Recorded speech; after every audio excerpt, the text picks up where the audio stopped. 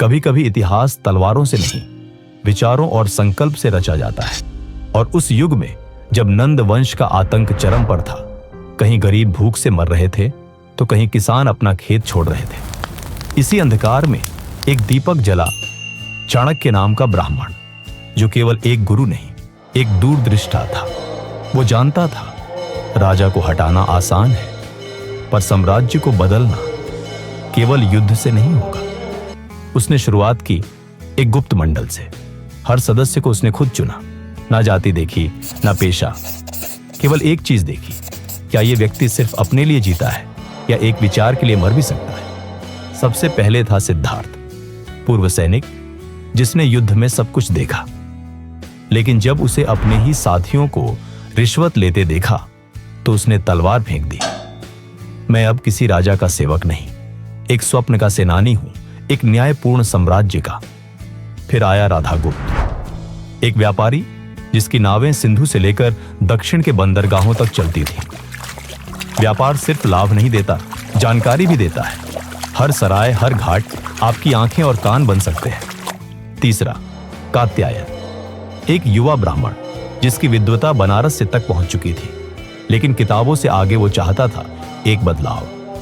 ज्ञान जब तक कर्म से न जुड़े वो अहंकार है, पर जब जुड़ता है तो वो क्रांति बन जाता है। और फिर आया मालेकेतु, सीमावर्ती जनजातियों का प्रमुख, जिसके लोग सदियों से राजाओं के हाथों सताए गए थे। राजा हमें बस उपयोग करते हैं, लेकिन अगर कोई हमारी आजादी का सम्मान करे तो जंगल की हर शाखा उसकी ढाल बन जाएगी। इन चारों को चाणक्य ने एक एक करके परखा। बुद्धि, निष्ठा, बल, धैर्य। उन्होंने सोना नहीं मांगा, उन्होंने पद नहीं मांगा, उन्होंने सिर्फ एक चीज मांगी, विचार में भागीदारी।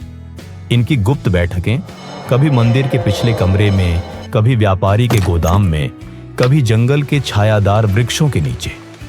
हर कोई सिर्फ उतना जानता था जितना जरूरी था, पर सबको एक बात पता थी, वे इतिहास रच रहे थे।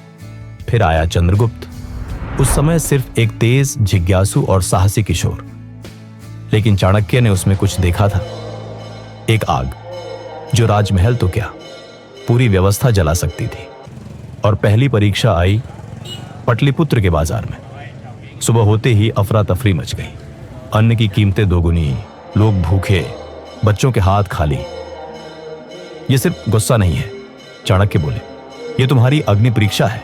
देखो, सीखो, फिर निर्णय लो। चंद्रगुप्त ने अपनी सबसे बड़ी शक्ति का उपयोग किया, सुनना। उसने दौड़ते सैनिक नहीं भेजे, उसने भेजे कात्यायन के शिष्य, राधागुप्त के व्यापारियों, मालेकेतु के आदिवासी संदेशवाहक। सूचनाएं आईं। एक पुजारी ने बताया, मंदिर में दान कम हुआ है। एक धोबिन ने सुना, बाहर के गोदामों में अन्न छुपाया गया है। एक नाविक ने देखा, 3 व्यापारी जो अक्सर एक साथ मिलते हैं इन दिनों बहुत व्यस्त हैं। चंद्रगुप्त ने सब जोड़ा, चित्र साफ हुआ। यह संकट कृत्रिम है। 3 बड़े व्यापारी नंद प्रशासन के साथ अन्न छुपा रहे हैं, और इस भूख से लोग मरेंगे, क्रोध में जलेंगे। अब चाल चली गई। पहले अफवाहें फैलाई गईं कि भारी मात्रा में अन्न बाहर से आ रहा है। फिर लीक की गई खबरें कि शाही जांच शुरू हो रही है। बड़े व्यापारी बेचैन हुए, लेकिन असली चाल ये नहीं थी। असली चाल थी छोटे व्यापारियों को साथ जोड़ना, जो अब तक दबे थे, कुचले थे। अब तुम्हारा समय है, न्याय के पक्ष में खड़े हो जाओ। मंदिरों को चुना गया मुफ्त अन्न वितरण के लिए। हर दिया गया बोला, सिर्फ भूख मिटाने के लिए नहीं था, वो चंद्रगुप्त के नाम की आहट था दिलों में। 5 दिन में सब कुछ बदल गया। बड़े व्यापारी डर के मारे अन्न बाहर लाए, कीमतें नीचे गिरी, लोगों का भरोसा ऊपर उठा, और नंदों का भय और भी गहरा हुआ। पर इतिहास ठहरता नहीं। दूसरी परीक्षा आई सीमा पर। 2 गांव, एक उपजाऊ जमीन, कभी साथ मिलकर त्योहार मनाते थे, अब एक दूसरे की गर्दन काटने को तैयार थे। चंद्रगुप्त पहुंचा भिक्षुक बनकर। उसने सिर्फ पक्ष नहीं सुने, उसने आंसू देखे, विधवा मां की चिंता, बूढ़े किसान की पीड़ा। और फिर उसने समाधान दिया, यह जमीन किसी की नहीं, यह जमीन साझा है। बनाओ एक संयुक्त सिंचाई प्रणाली, बनाओ एक संयुक्त पंचायत, जहां निर्णय दोनों साथ लें।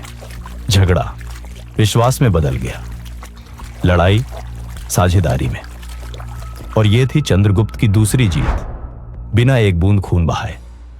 तीसरी परीक्षा उससे भी गहरी थी। उस रात जब वो अकेले बैठा था, उसने चाणक्य से पूछा, क्या यह सब सच में काम करेगा? क्या लोग कभी राजा से नहीं, न्याय से डरेंगे? चाणक्य ने बस इतना कहा, तुम्हारी पहली तलवार जनता का विश्वास है, उसे कभी टूटने मत देना, बाकी साम्राज्य अपने आप झुक जाएगा।